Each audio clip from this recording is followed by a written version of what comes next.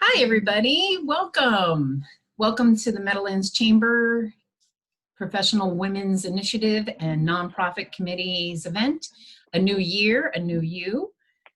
Today we have Christina Torres speaking from the Torres Coaching Group, and I just wanted to welcome everybody real quick. So give me a wave, talk in the chat. We do want to make this interactive. So if you have any questions or you want to talk about your own challenges, we would love to hear that. The ladies of PWI will be monitoring that. And very quickly, I want to thank our committees, because without them, programming like this won't get done. So thank you to Diana Pumbo, Denise Morelli, Andrea Lokshin, Jeff Ware, and Sandy Party. Thank you all, and to all our committees, because without them, like I said, this programming is impossible. So thank you all for coming, and thank you to our chairs for making this possible. And I just want to make a couple quick announcements about upcoming events. So we have on the 21st, we have our virtual one-on-one networking. If you haven't joined us for those Blitzer events yet, you're missing out. It's really awesome. We've gotten some amazing feedback, and people love it. They told me it's better conversation than they would had in person anyway. So that, of course, is music to my ears. So if you haven't joined us yet, the link is right there on the screen, and we can help you set that up if you need help setting up your Blitzer profile. It's really neat. If you didn't get to exchange information with someone while you're speaking to them, it's totally fine. It's still in the system. You can go back into your Blitzer account and contact them right through there, so you still have a way to get in touch with them. And then, of course, we have the How to Rock Your LinkedIn Profile for Professionals and Business Owners on Wednesday, the 27th at 9 a.m. from the Small Business Council. And the link is right there. And I don't know about anybody here on the call, but I know that my LinkedIn profile could certainly use some sprucing up. So I am definitely looking forward to that event. And without further ado, I'm going to turn it over to, I want to stop sharing. How do I make that happen? I'm sorry, folks, just bear with me 1 second here. There we go. And if I could recommend on the top right, you should hit speaker view. So this way you can always see who's talking. And if you're not speaking at that moment, please make sure to mute yourselves so we don't have distractions. You know, sometimes there's a barking dog in the background or so forth. And so without further ado, Andrea. And Andrea is muted. Oh, hi. There, am I good? Hi. Hi. Hi, everyone. Thank you for joining today. It's so nice to see everybody, and Happy New Year. I don't know, 13 days in, how many more days can you say Happy New Year? Like, does it stop? You get a few more. You get a few more days, and then that's it. Until the end of the month, and then like you're cut off, you can't say it anymore. Well, anyways, I'm gonna say it because I'm excited that it's a new year, needless to say, as I think most people are. So very happy to put 2020 behind us and look forward to 2021. So I thank you to Alex and to Sandy and to Diana for all of us kind of putting this together, and certainly Christina, we thank you for all your time in advance today and your expertise. So just a brief, 2 seconds. The PWI group is really, the Professional Women's Initiative. Diana and Sandy and I are tri-chairs, which we don't even know if it's a real phrase, but we've officially called it tri-chairs now. I like it. Yeah, I don't know that it's a real phrase, but we've called it that. And it's really just the women of the chamber who come together to support the women in the organization, our business and our businesses. So it's really, we have learned about each other's businesses. We are developing friendships. We're being a support group for one another. And our events are really to do just that. We try to make them business and also, appeal to our businesses as well as informative, but also fun and, to add some light to our lives, which is how we as an organization are providing balance. So, just so, if you know of any women who are interested You know, it can go both ways. So if they're in the chamber and they're interested in being part of PWI and are not aware of it, then please connect them to Sandy, Diana, or myself. And if you know somebody that's outside the chamber that may be interested, you know, maybe they start with the women's group and then from there they'll eventually be, you know, a member of the chamber. So it can go multiple ways. If people are engaged, don't think if they're not in the chamber they can't like speak with us. You know, we welcome everyone and, you know, hope to continue to build on this into this calendar year. So that being said, we have a few events that we're looking to do. You can put and just start to think about.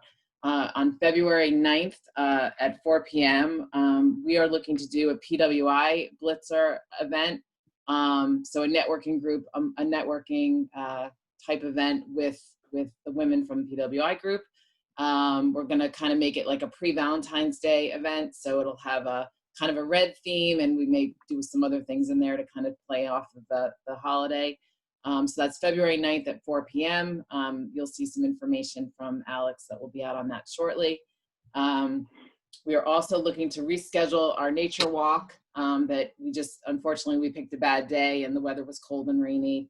But we're looking to do that and get us all out one morning and just enjoy nature and walk and try something different and get us all together. So we're looking to pick a day in the spring. We are also haven't figured it out yet, but we'll definitely do something post Mother's Day to kind of bring us all together. And then lastly, we started gathering recipes. People have given us over the Christmas event, whether it's drinks or appetizers or main things, but if you have specific recipes, send them my way. We're starting to pull them all together. You can include your name and your company name and like a link to your website. So we're looking to put together kind of a recipe book that will be part from, you know, from the women from PWI and also help get us some exposure on our businesses as well. So, so those are just a few of the things that we are doing. And with that, I'm going to turn it over to, who am I turning it over to? Well, we didn't, we want to get Denise in there too from the nonprofit. Denise. So Denise is next. Where's Denise? Oh, there you are. Okay. So I'm looking at all the little boxes. So with that, I'm going to turn it over to Denise to talk a few seconds about nonprofit. Thanks, Andrea. Thanks, Alex, for including us. I apologize for my screen. I'm going to see if I could switch screens. So if I go in and out in a little bit, you'll know why. So my name's Denise. I co-chair the nonprofit committee with Jeff Ware, who is District 6 Little League. We are so thankful to be part of this Professional Women's Initiative, be pairing up with you. We're really excited to hear Christina speak. If there's any nonprofit companies looking to join the chamber in our committee, I'd ask them to reach out to either Joe Garavante or myself. We hope to get back in person meetings soon. We love supporting each other. Nonprofits are growing by the mounds, and we would love to have other nonprofits join so we could connect and then hopefully connect them with other businesses in the community. The Meadowlands Chamber has been a big source of resource, a big group of resourceful people. They've gone above and beyond for any events that we've done. They support us in every way. And we really look forward to hopefully getting back into some type of normal in-person events. We just did the 501c trees, which hopefully was a big success.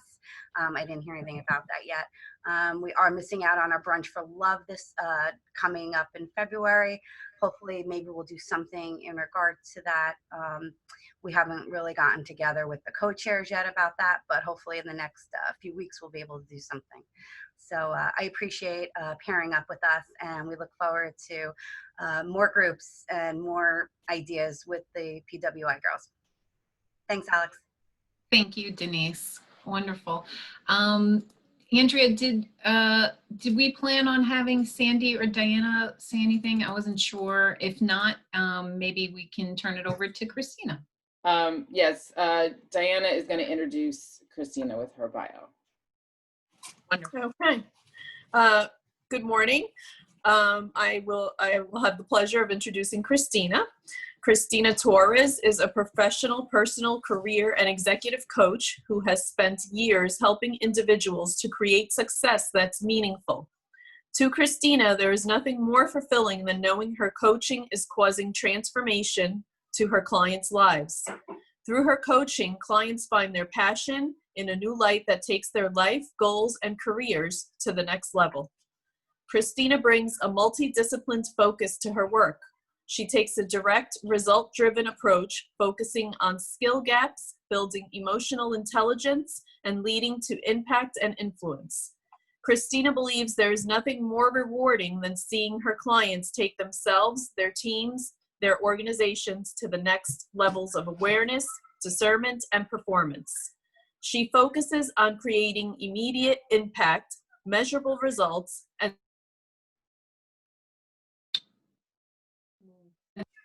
that's the real transformation. Christina received her BA and her master's in organizational leadership from the University of Valley Forge. And I'm pleased to introduce Christina Torres. Okay, thank you, Diana. You're welcome. Thank you. Thank you. So I guess this is where I just take the baton. And it's kind of weird to hear yourself just be like spoken about in that manner. You know, I know I've done those things, but just to hear it all, and I wrote it, you know, but just to hear it just encompassed in that, and it's like, oh wow, that person sounds really great. I'm like, oh wait, that's me. Okay.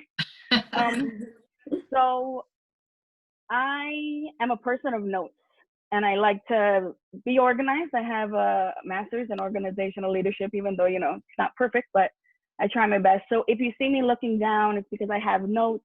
And it's also because I'm Puerto Rican and I like to talk, and I want to be able to stay on task and bring out the things forward that I really want to talk about today. So we're talking about balance. And as we begin this discussion, I want to speak about, there are very many different hats that we all wear.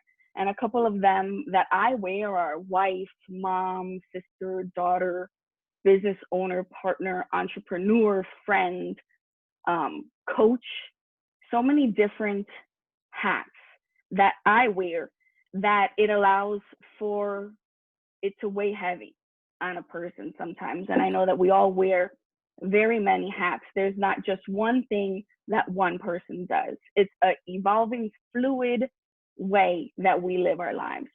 So when I thought about new year, new you, balance, all these things that float into your head when the new year approaches, when you have a fresh opportunity for new ventures, especially with how difficult 2020 was for many of us. I know I was running out of there trying to find a different footing for myself, for my family.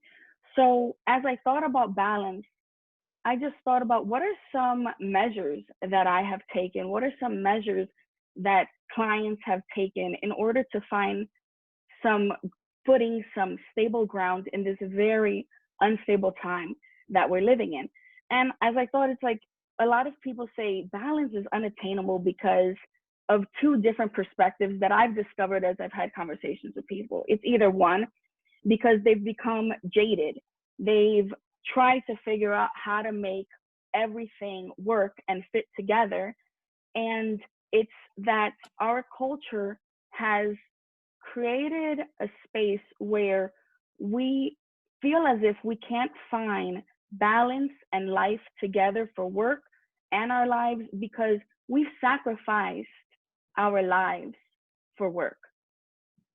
And before I begin, I want to invite you, not because I'm going to say anything super profound, but because I hope I do, but that get something to jot things down with, because I want to encourage you, I want to challenge you as I'm speaking to just write some things down for yourself, and maybe there'll be a nugget or two that you might want to take away. So first, it's that balance is not about fitting stuff together. I kind of said this in the little blurb that I sent out, or a little video that I sent Alex. It's not about fitting pieces together like a puzzle. It's not about trying to jam it all in. It's about the hats and the layers of life that we live, working together in harmony to achieve the goals that we have set for ourselves, for our lives, for our businesses. It's not about how am I going to make it all fit into one mold. It's not. It's fluid. And what balance looks like for me is not going to be what balance looks like for you, because none of the 26 people on this call have the same life. None of us have the same purpose. None of us have the same drive. None of us have the same passion. So it's all going to look very different. But what I discovered in coaching with people and working with many different people and literally just trying to find this out for myself, because I've not achieved it. I'm not trying to sit here and say I'm the grand Pumbaa and everything is perfect, but there are 4 measuring foundations that I've discovered for myself and when working with others on what and how I discover balance. I want to begin by saying, let's think about balance when we're riding a bike, right? It takes balance to ride a bike. And when you begin that, you're wobbly and you have issues and you fall over and then you just pick yourself up and you get back on. And it's kind of like that. That's literal balance. But this is what it looks like when we try to take the layers of life that we are living and try to get them to harmonize and synchronize together. So the first thing that I've discovered is you have to know the why. Some of the things that you're going to hear today, they might not be, brand new utopic things that you might hear. However, they might come from a different perspective, and perspective often helps when trying to figure out the purpose, the balance for your life. So why? As a coach, I always ask this question, and it creates a space for you, the individual, the client, to dig deeper. It allows you to say, what is it that drives me? What is it that allows me to feel as if I'm putting something out into the world that's going to leave it better? What is it that I value? What is it that makes me tick? So that's where the why is. Why, the question why we do things, why we make the choices we do, they are the very reason, the very root of a human being. They are what allows us to say, this is what matters to me, and this is what doesn't. This is what I enjoy, and this is what doesn't. So I'm inviting you all to discover in this time frame, we're going to talk about the 4 measures. What is it that is your why? When I prompt that question to you, I want you to think to yourself, if you have that pen and paper out in front of you or your tablet or whatever, what is it? What is it that makes me tick? What is it that gives me passion?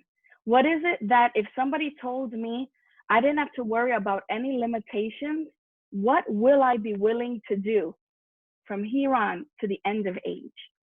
What is it that when you wake up, you say, yes, it's because of this that I do this? So I'm going to start off. I'm not going to invite you to say it, because for some, it might pop into their head right then and there. But for some, it might be something that they have to dig a little bit deeper. You have to sit on for a little bit longer. But 2 things that I could think of the top of my head of what my why is there's, if you can see, there's a picture. It's kind of out of focus there. But those are 4 of my whys. My 3 kids and my husband, they're my why of my personal life. They're my why because there are so many hats that I wear that affect them. And I am so grateful for the position that I've been given to be what I am to them. And then when I think about my why for work, and I think about my coaching and my business, the root of it is because I get life from encouraging people. I get enjoyment, pleasure from having the ability to sit down and have a conversation with someone in a very organic and natural way, and a light clicks for them. Or the thing that they've been struggling with, we figure it out together as we walk through that journey. And there's something that is unexplainable when I have the opportunity to do that with one of my clients or a friend. And I've discovered that my whys, they flow into one another.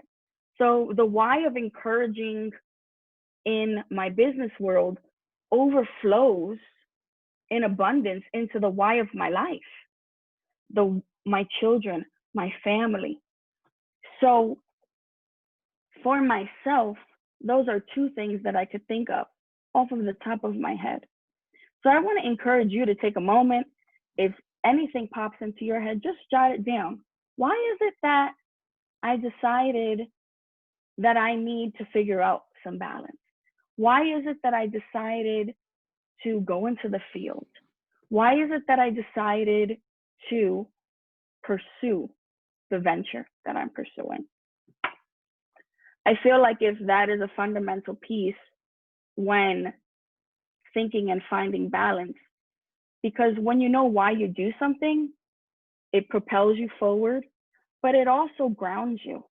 It also gives you the ability to say, as we're going to progress in my little spiel, we talk about the 4 other things, but they bleed into one another, because my why will help me figure out my boundaries. My why will help me figure out all these other components that will contribute to balance in my life.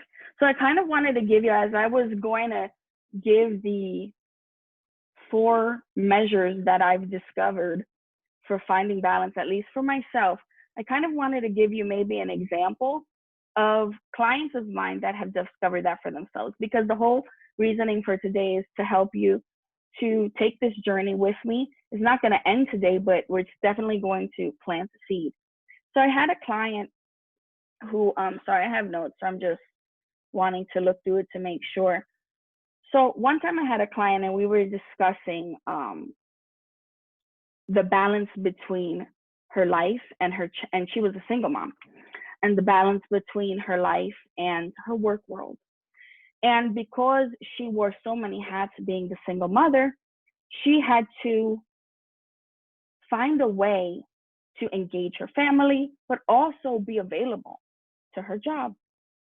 But one day when we were having a session together, she said to me, you know, I had a movie night with my kids, and it was a really, really hectic week at work. And I kept on looking at my phone. I kept on, during the movie, quickly looking down to check an email, or quickly looking down because I was anticipating a question to be answered for me. And her son said in the middle of the movie, he said, Mom, we're supposed to be having family time. Why are you more interested in looking at your phone than looking at this movie with us? And she said she was instantly thrown back, and not realizing, because it had become a second nature. You know, she wasn't purposefully trying to avoid her children or purposefully trying to not be engaged, but she realized right then and there that she needed to be engaged with her family. So that became her why. In that moment, in that session, we had to discover, what is it that I'm going to do so that my children, so that I am present with my family when I say I'm going to be present with them. So for her, as we went through, okay, what does that look like? What does that sound like for you? She discovered, you know what? I need to have a quitting time. I need to have a time where I say, I am going to put this down, and I am going to say, I'm not going to be available. I am not going to look down. And she said, as we discovered it for her, she had mentioned that the difficulty, because even in that moment she realized, right, something like that happens, even in that moment she realizes, wow, I need to not be doing this. So she said she fought with herself. She fought with herself to not look at her cell phone. So then as we progressed with the action plan of what it was going to look like to have a quitting time. You know, she set up a time. She set up, okay, well, where am I going to put the device? Because obviously in that time frame, I was tempted. I was aware. One of the things we're going to talk about later on is being aware of your distractions, right? She was aware that this phone was a distraction for her. So what actions was she going to take in order to support the thought that she wanted to be present, that she didn't want to be distracted? So that was just an example. Her awareness of her why in that moment, as shocking to her system as it was, allowed her to, in a very quick way, say to herself, you know what, this is not what I want to be doing, and I need to figure out how I'm going to get out of this rut that I've allowed myself to fall into. So I wanted to bring that up because if we discover our why, then we realize that there might not be the very limitations that we've set on ourselves. We have the ability to regain control of our life that, in all honesty, in this era feels like if it's a dumpster fire. It just feels like if everything's just in upheaval, you know, and the understanding of our why allows for us to do that. And I challenge you to say, hey, Christina, what does that mean? Okay, you said all those great things about my why, but all your talking really didn't help me figure out my why. Okay, so I encourage you to sit back and ask yourself those questions. What is it that makes me tick? What is it that gives me joy? What is it that I find passion doing? What is it that when I'm doing it and I'm pouring out, I am simultaneously being poured back into? Because when you find out for yourself, what is it that I do that allows for both those things to be happening in harmony with each other, I would be encouraged to say, you've discovered some of your why. So then the second measure that I've discovered in the process of trying to figure out what balance was immediately removing the distraction. Once I've discovered what my why is, you immediately then make a list in your head. Okay, well then what is it that's preventing me from accomplishing this? What is it that is preventing me from engagement? What is it preventing me from writing my book? What is it that is preventing me from starting my career, from having a family, from all of these different things? What are the distractions? Most people are not out of balance. They're in distraction. Most people are not teeter-tottering on the hinge of completely falling apart, even though at moments I do have to say I am. But I'm distracted. I'm scrolling through TikTok.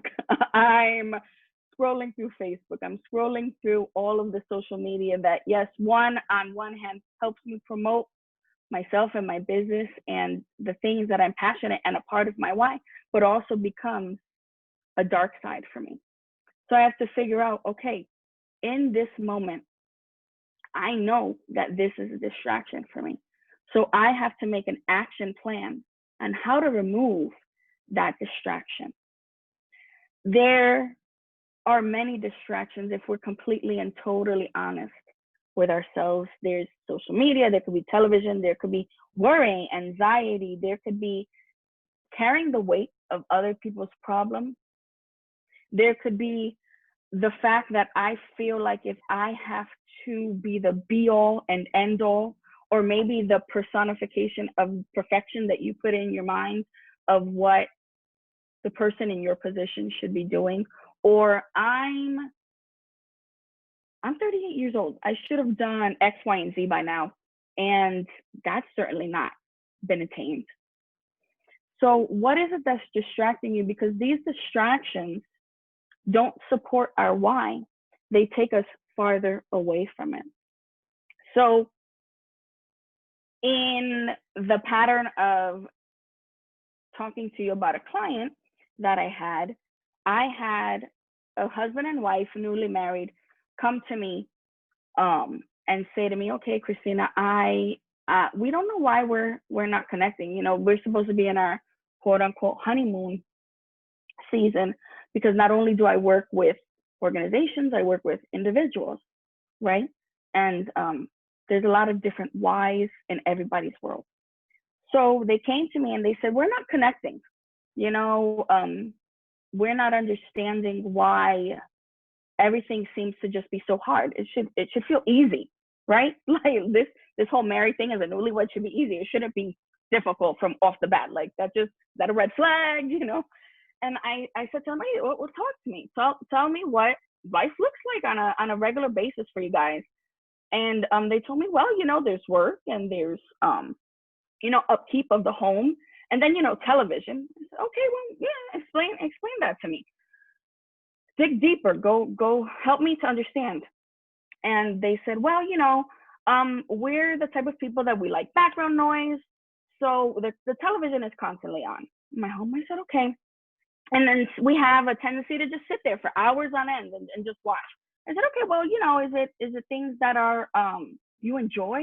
Is it topics that maybe might encourage a conversation between you two? And they're like, no, you know, it's just basically whatever's on. You know, we don't even really care about what it is.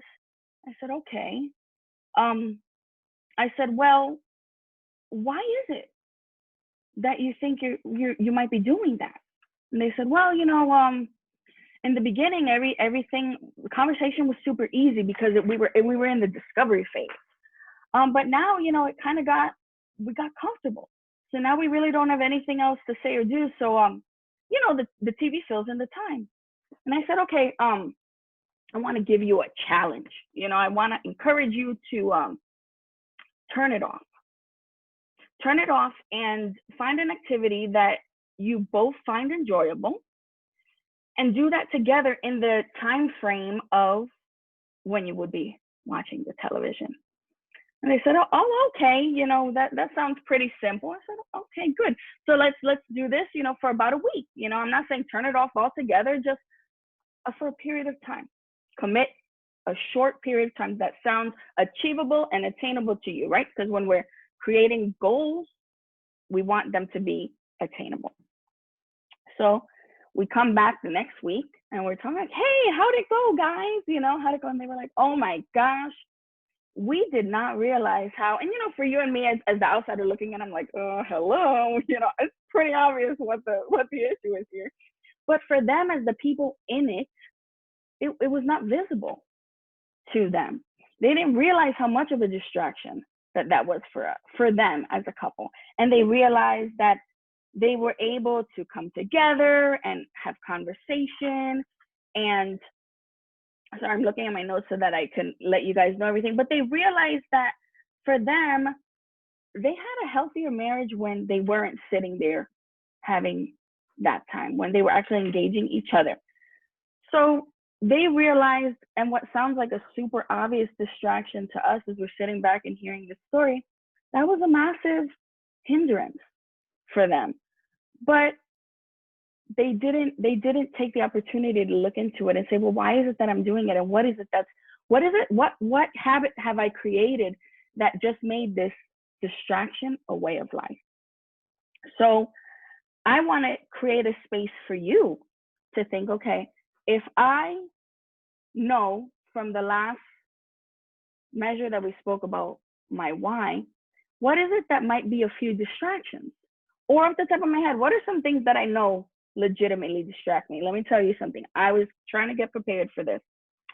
And my children, though I love them dearly, can be my distraction because I want to dote on them and I want to take care of them and I want them to excel. So I set several timers on Alexa this morning. Hopefully she doesn't go off now. Say her name. I said, okay, at this time frame, mommy is no longer available to you. Okay, I am not here. Don't talk to me. Don't come out of your bedroom. You're in school. You have all these snacks set up. Don't engage me. I love you, but I'm gone for right now. So I sit down, you know, I made a time frame of when I wanted to get on here because in my mind, I like to be ready. So I did the whole mantra that I used to do when I was in college. I sat down in the space when I was taking a test and I said, okay, I'm one with the room, I'm comfortable in my space. So I was going through that whole thing. And here comes my youngest daughter after the time frame that I've allotted mommy no longer exists to, right? And she comes running through, she screams, "Recess! It's recess!" And I said, "Honey, mommy gave you 3 warnings, right? I gave you warnings about how I need you." So my distraction still ran in the room screaming recess, even when I tried to set all these boundaries up for myself. And it happens. It happens because that's life. And I feel when you're aware of them, when we're aware of what the distractions are in our life, we can set up those bumpers, like when you're bowling, because I'm a horrible bowler, so I like to bowl with the bumpers on. So you set up these bumpers, and it allows for, okay, it ricochets this way. I could do this. Okay, this distraction. But it's being aware of what those distractions are.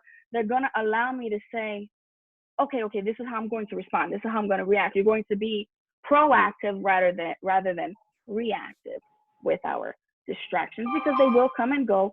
Just like I said, I set up all these bumpers for myself, and my distraction ran out here screaming, "It's recess!" And this was literally like seconds as I was gonna click onto the call.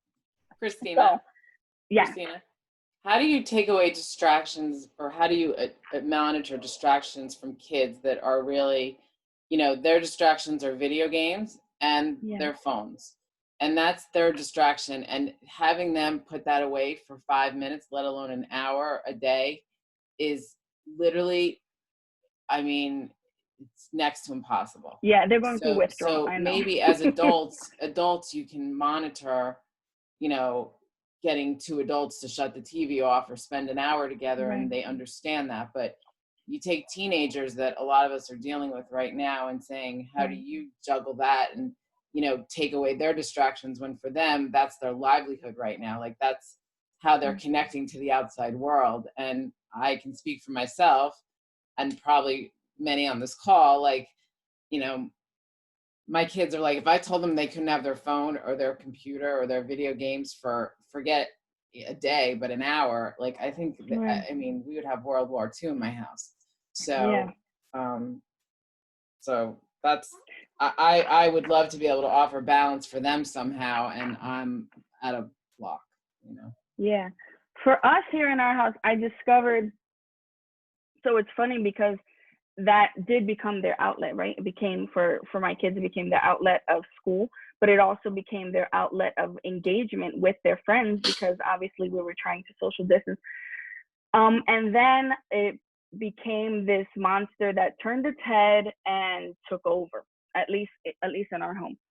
And I had to create a system for my kids, and it's going to look very different for everybody, right? But I have a preteen, and then I have a preteen who's my oldest, and then we have an 8-year-old. So it was easier to say for my 8-year-old. Mommy said, we're going to take away your iPad for this period of time, and you have to talk to people. But what I did for my preteen was, I said, okay, I'm going to allot you one, when you're in school hours virtually, I want you to treat your phone or your additional devices like you would in school.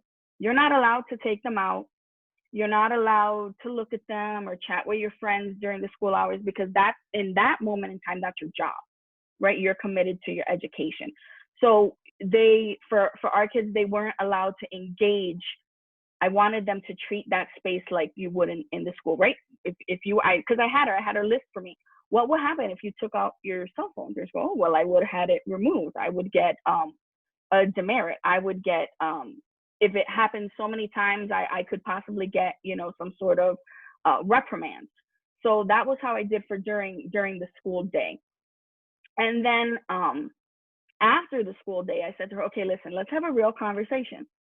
I want you to engage with your friends, because I know that it's healthy, but I also need you to get away from the screen for a period of time. So you're going to tell me together, of course, like, she wasn't really going to tell me, but you're going to tell me how much time do you think sounds acceptable for you to FaceTime with your friends, text back and forth. You know, they would do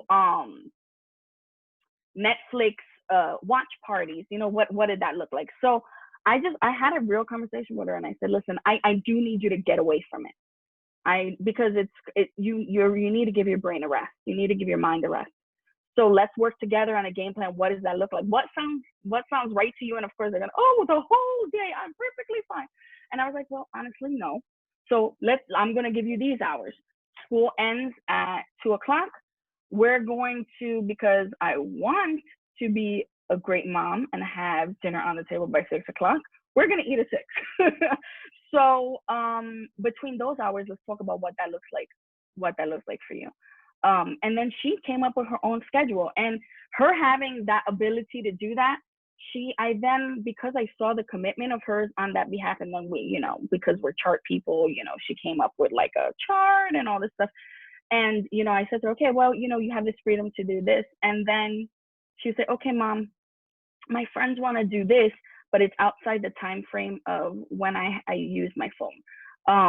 What can I maneuver around in order to achieve that, but also do this and that? So that's what worked for us. Just having a real conversation and listen, you're not going to be on it the whole time, but this is what I'm okay with. Let's have a real conversation. Does that make any sense? Is that helpful? Okay. So, but you know what? I think that's perfect because it leads right into measure number 3. I want to check my time and make sure. Okay. It leads into measure number 3, which was can I drink some water real quick? Sorry. Oh man, that felt like heaven. So unapologetically say no.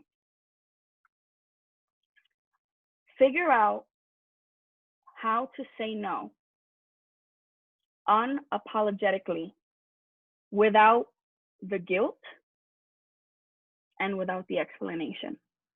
Christina, can I know, you know, your schedule is planned out in advance, but this is super important.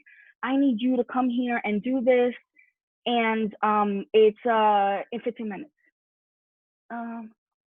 No. No, and not no. Oh no, because you know my kid is in school, or no, because I'm sorry I can't. No, I can't. Unapologetic. Wow, why is this word so hard? I know how to say it. Unapologetically say no. Because do you have classes on that? Do you have classes on that? I do. You know, you want to know why? Because I'm the worst. I hate saying no to anybody. Right, because you're a yes girl, right? Because you sorry, I don't want to point, sorry. But it's because intrinsically there is something of not wanting to disappoint and not wanting to let people down, right? Because so many times in life, we have been taught that it's wrong to say no, either in the working world or in your personal life or in friendships. But if I say no, then all these different things are going to, and then I build this whole scenario in my head, but then they're not gonna call me ever again to come and speak.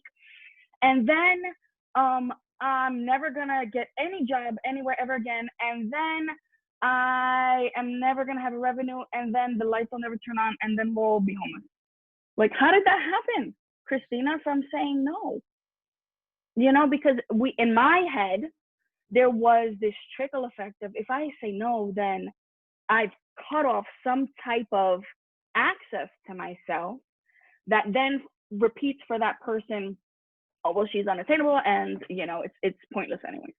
But no, what it is having the ability to realize, what I discovered for myself is, every yes that I say is an hour of time. Every yes that I give you is an hour that I have committed myself. And if I constantly commit myself by saying yes, yes, yes, yes, yes, I'm never gonna have time for my why. And then my yes becomes a distraction. And then the goals that I wanna attain, I can't, because I'm too busy saying yes. Now, this isn't easy. What this is a process. And what I normally did for myself was like little no's at first until you get comfortable even saying no, if that's your thing, right? Some people, I know people, I wanted to know if you, no. Oh, okay, but no. Oh, wow, that seems really easy and kind of harsh. But I realized that they understood what their why is, and they understood for themselves that they were giving me time that they didn't have. And if they gave me that time, if they gave me that hour, then they were not being faithful to the boundaries that they've set for themselves. So I had a client, right? So do you know that, before I go into that, saying no is empowering? When you have a lot on your plate and you look at your plate and you're like, how am I going to do this, right? And somebody says, oh, Christina, I need you to do this. I'm like, no. Oh, wow, that felt good. Oh, wow, that you didn't put that on there. Oh, wow, that felt life-giving, being able to say that, because I knew for myself that just wasn't going to work.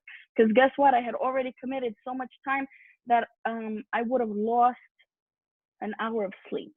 I would have lost an hour with those crazy people back there, you know? And I don't want to do that, because I'm trying to safeguard my whys. I'm trying to safeguard the things that are important, the things that give me life.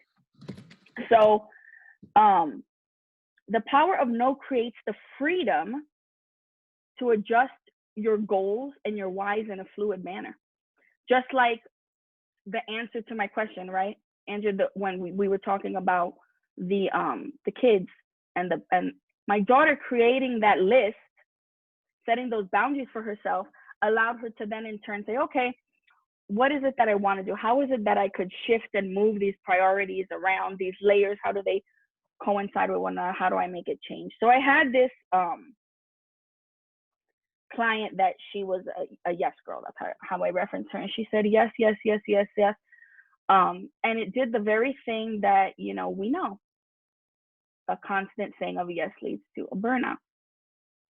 And she was at her wit's end, and her family was on the brink, and her, she had an explosion on somebody because it had nothing to do with it. I don't know, it was a very simple thing, but she exploded because she had constantly said yes to so many different things that when she finally said no, it was like a bomb that went off, because she couldn't take it anymore. She was just burnt out. So we discovered, what does this look like? What is the power of no look like for you? How are you going to be able to say, you know what, I do care about you, but I care even more about my whys, and I care even more about what goals I'm trying to attain, to not let my yes become a distraction. So she discovered, right, like I said, no, it was small, little increments of how she learned how to say no. And then within that ability of saying no, hey, Mom, can you watch the kids this weekend? No, I can't. Oh, okay, thanks. When do you think you can? Oh, well, let me look and I'll let you know. And it was empowering. And then she discovered that it aligned her to her purpose. It aligned her to her why. And then she started enjoying work again. She started enjoying, the things that were weighing her down. It became something that fulfilled her rather than being a stressor, because she discovered for herself what the power of no looked like for her. And that's not easy. It's not. But little by little, she began a list of what she wanted to keep sacred, a list of what she wanted to protect, a list of what she wanted to create boundaries for, because you have to figure out the why, figure out the distractions, so that you could learn the power of no, so that then lastly, you could identify what identify and communicate what maintaining your boundaries looks like. But like explicitly say, this is why I find this to be a sacred time. This is why I am a mother of 3, and I know that my time of influence is very minimal in their lives, at least at their young, nurturing phase of life. Because I know at some point, my preteen is going to be a teen, and what her friend says is way more important what this old lady says, right? Because mom, you don't know what you're talking about. It was like 7,000 years since you were a teenager. So I have to find sacred times with my daughters so that I could help them to discover for themselves what their why is, what is distracting for them, so that I can help build those fundamental measures for them, even at a young age, so that as they progress through life, they know what matters to them, what gives them purpose, what helps them to find that balance. So in unexplainably saying, this is the reasoning for my boundaries, or this is why I have these as boundaries, or this is why I find this time sacred, it allows you to have accountability, and it allows you to avoid what I like to call bleed time, right? So I wake up at 6 o'clock in the morning because my children awake prior to the sun rising into the sky. And I enjoy a large glass of coffee, or mug, I should say, of coffee prior to engagement with any human being. And I know that if I want to do that, I need to wake up early enough so that I could have it hot and uninterrupted. So I wake up early enough so that I could say, this is important to me. It sounds so trivial. And somebody, oh my God, Christina, coffee is so bad for you. Okay, great. I don't want to hear your words. But I know that that is what's going to allow me to, and really what it is, guys, it's not about the coffee. It's about putting myself as a priority, at least something that it's a little thing that I find to be helpful for me, that puts me on a better road to the day. You know, some people say, I like to make my bed. And if I make my bed, then I know I'm going to have a good day. Well, sis, I don't know when the last time I had a good day. Then I try. But, you know, it's different things. And it's what I need, unexplainably what I need to help me have. And that's a sacred time for me. So those are 4 measures that I discovered for myself. So talking about the bleed time. So I discovered that I had the coffee this morning, right? And then my kids, you know, slowly trickled out. And I was like, oh, I have all my notes. I wanted to go through them prior. But then I was like, oh, then this minute bled into this and bled into that and bled into that. And then I'm like, wow, I lost a large chunk of time because I didn't safeguard what I needed for myself to be beneficial for myself during the day. So just as a recap, it's for me, what I've discovered for finding balance is knowing my why, knowing what drives me, knowing what makes me tick, what gives me purpose, what as I'm pouring out pours back into me, then understanding what my distractions are, understanding what can inhibit me from the goals that I'm wanting to attain through my whys, not because I'm perfect and because I'm always going to get it right, but because I want to be able to have the ability to excel in those areas. And then having the ability, the power of no, the power of saying, no, that's an hour I just can't give you, without the guilt and without explaining to people. And then lastly, inexplicably having the ability to say, these are my boundaries. This is my safe space. This is what I need in order to achieve my goals for my why, in order to avoid my distractions, or at least be a healthy response to when they do come my way, right? Because we said it was a fluid thing. And then having the ability to safeguard that time and say, this is what I need so that I could achieve the goals in my why, so that I could help be on the best as sharp as I can be to avoid my distractions and have the strength to unapologetically say no. I don't know why that word is so tricky for me. So that's what I've discovered, those 4 measures for myself and for clients. It might have been maybe not brand new information, but maybe a perspective of how it impacted both me and people that I've worked with in their business, in their team, in their life as individuals and as organizations. So I really hope that that was beneficial and helpful, and that this hour of time wasn't one that you were like, sweet Jesus, I wish I didn't register for this chick, you know, but that it was something that you could walk away with, even if it was one component. So I want to challenge you, if you did jot anything down, you know, dig deeper for yourself in your own time. And I'm more than willing to talk with anybody that would ever want to just have a conversation. I'm always up for a chat and a cup of coffee. All right, so Awesome. I'm done. Thank you so much, Christina. That was awesome. I definitely took some notes myself here. So it was good stuff to think about. I'm gonna think about the whys and what's preventing me from accomplishing things. So yeah, you gave me some stuff to think about. So thank you for that, Christina. And thank you everyone for joining us today. Christina, would it be okay if I put your email in the chat in case anybody wanted to follow up with you with any questions or challenges? Yeah, that'll be great. Definitely. I would love that.